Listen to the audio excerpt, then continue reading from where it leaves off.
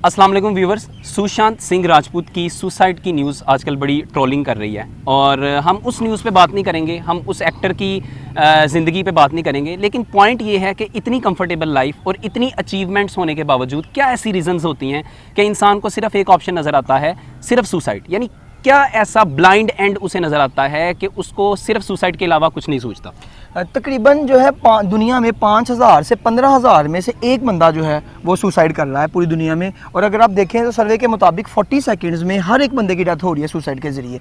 तो अगर आप हाईएस्ट कंट्री की बात करें जिसमें जो सुसाइडल कंट्रीज़ हैं, ग्रीनलैंड उसकी हाईएस्ट रेशियो है दुनिया में, वो सबसे ज़्यादा जो सुसाइड करने वाले कंट्रीज़ में से एक कंट्री है। इसके अलावा अगर हम लोएस्ट कंट्रीज़ की बात करें उसमें सीरिया जो है या अफगानिस्तान ऑलमोस्ट 4.1 या सीरिया में तकरीबन 2 लोग दुनिया में उनकी डेथ हो रही है। और इस अगर हमारी खुशकिस्मती ये है कि पाकिस्तान जो है दुनिया के जो लोएस्ट कंट्रीज़ हैं, सुसाइडल कंट्रीज़ हैं, उनकी रेस में आ रहा है। यानी कि कम से कम लोग ऐसे हैं पाकिस्तान में जो सुसाइड्स के ज़रिए जिनकी डेथ हो रही है। और अगर हमारा जो हमसाया मुल्क है इंडिया की अगर हम बात करें, इंडिया जो है साउथ ईस्ट एशिया का सबसे हाईएस्ट कंट्री है जिसमें सुसाइड्स के ज़रिए लोगों की डेथ हो रही है। तो ये हमें देखना पड़ेगा कि क्यों इतनी सुसाइड्स, यानी कि कौन से ऐसे कंट्रीज़ हैं जिनमें सुसाइड बढ़ रही है या ज़्यादा हो रही है और क्यों हो रही है। और जो कम सुसाइड करने वाले कंट्री हैं उनमें पाकिस्तान है, ये मुस्लिम कंट्रीज हैं, ये कम क्यों हैं। तो इसके बारे में आज हम इंशाल्लाह बात करेंगे। इसमें यह है कि पाकिस्तान की जो सुसाइड की जो रेट्स हैं वो लो हैं। देखिए मेरे ख्याल से ऑल ओवर द वर्ल्ड जो सुसाइड्स का रेट है वो 15 साल से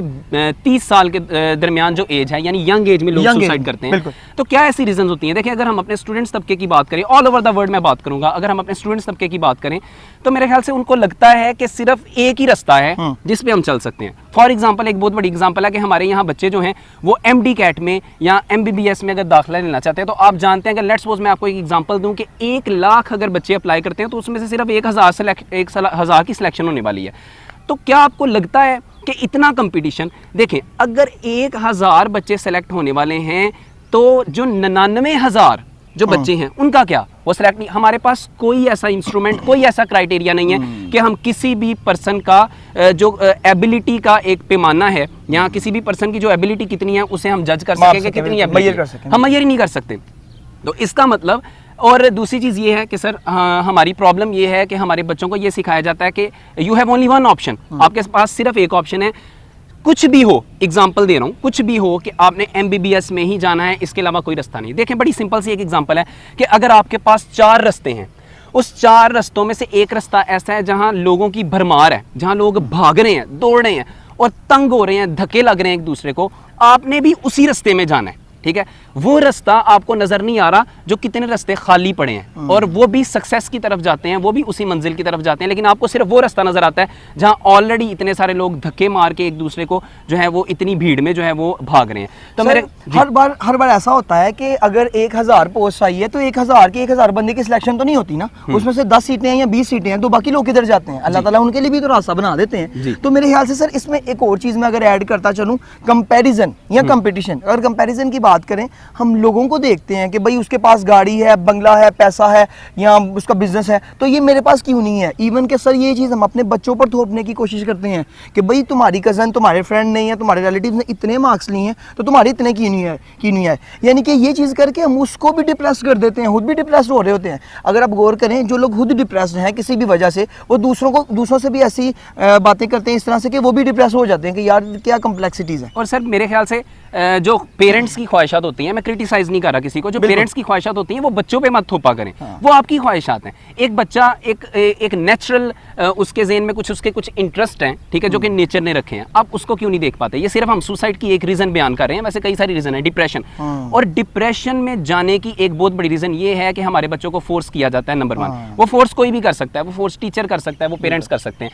और दूसरी चीज़ ये, काइंडली बच्चों को ये मत सिखाएं कि सिर्फ एक रास्ता है, कि आपने एक रास्ता है। भाई बड़े सारे रास्ते हैं, बड़े सारे रास्ते ऐसे खुले हैं जो हम नहीं देख पाते, जो कि सक्सेस की तरफ। मेरी बात सुने, हम एक बात करते हैं कि अगर आप डॉक्टर से पूछें कि क्या डॉक्टर्स को प्रॉब्लम का सामना नहीं करना पड़ता, क्या इंजीनियर्स की जिंदगी में प्रॉब्लम्स नहीं आती? इवन के सर सक्सेसफुल पर्संस भी इस दुनिया में हैं जिनको किसी ना किसी की प्रॉब्लम जरूर है। अभी जिस तरह की आपको प्रॉब्लम्स आ रही हैं, तो क्या आप सक्सेसफुल हो जाएंगे तो प्रॉब्लम्स नहीं आएंगे? तब और तरह की प्रॉब्लम्स होंगी। अभी और तरह की प्रॉब्लम्स हैं। ऐसा ही है। ऐसा नहीं है कि एक डॉक्टर कह सके कि मैं ज्यादा कंफर्टेबल जिंदगी गुजार रहा हूँ, तब उसके लेवल पे और तरह की प्रॉब्लम्स हैं। तो क्यों हम ये समझते हैं कि हमारे पास सिर्फ एक ही ऑप्शन है?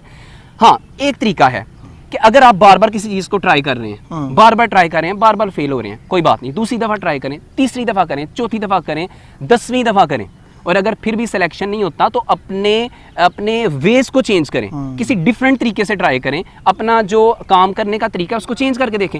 और भाई अगर फिर भी आपका सिलेक्शन नहीं होता तो क्या हो गया है?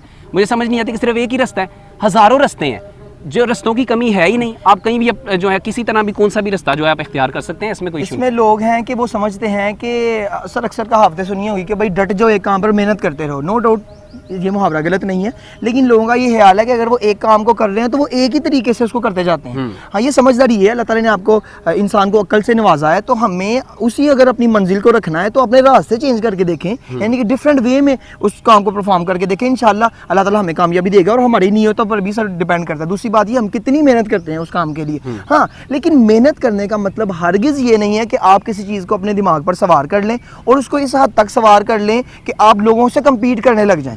आप लोगों से जब कम्पीट करेंगे या अपना कंपैरिजन करेंगे कि उसने ये चीज़ 1 साल में अचीव कर ली है, सर ये बड़ा अहम पॉइंट है कि मैं कहता हूँ कि भाई उसका बिजनेस 1 साल में स्टैंड हो गया तो मेरा क्यों नहीं हो रहा। डिफरेंट वजह है, लेकिन सर ये सारी चीज़ें एक ही जगह पर आके रुकती हैं, डिप्रेशन पर। हाँ, और जो सर सुसाइडल की वजह बनती है। आप अगर पैसे और गाड़ी के लिहाज से कामयाबी को देखते हैं, लेट्स सपोज हम कहते हैं ठीक है भाई पैसा, गाड़ी, एक कंफर्टेबल लाइफ, एक बड़ा घर होना, ये कामयाबी, हम मान लेते हैं इस चीज़ को।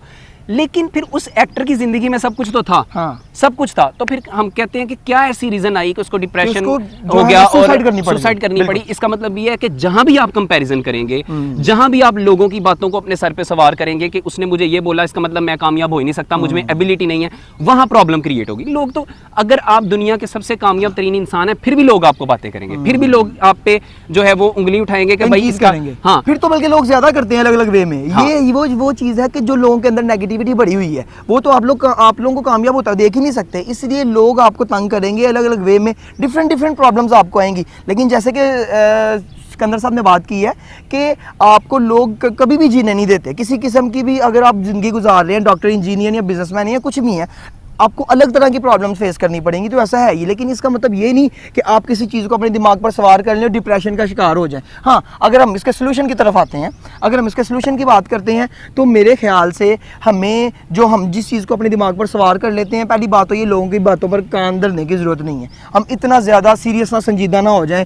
चाहे हमने जैसे कंपैरिजन की बात की है, कंपटीशन की बात की, तो इन चीज़ों से निकलें, अब हम आगे जाएं ताकि हम बड़े रास्ते खुले हैं, हर चीज़ में रास्ते खुले हैं। और सर सॉरी मैं आपको इंटरप्ट कर रहा हूँ, एक हमारे बच्चों की जो है वो प्रॉब्लम ये है कि देखें हमारे साथ कोई मसला आता है, हमें कोई लेट्स सपोज कोई जिस्मानी मसला आ गया, हम बीमार हो गए, वो हम शेयर करते हैं अपने घर वालों के साथ। हाँ, किसी भी कोई चीज़ की हमें कोई बॉडी के लिहाज से, बॉडी के लेवल पे मसला आता है, हम शेयर करते हैं। और भाई मेंटल लेवल पे कोई मसला आता है तो आप क्यों हेजिटेट होते हैं शेयर करते हुए? अगर आप कुछ सोच रहे हैं ऐसा जो आपको तंग कर रहा है, आपके माइंड में मेस क्रिएट हुआ है, तो आप क्यों शेयर?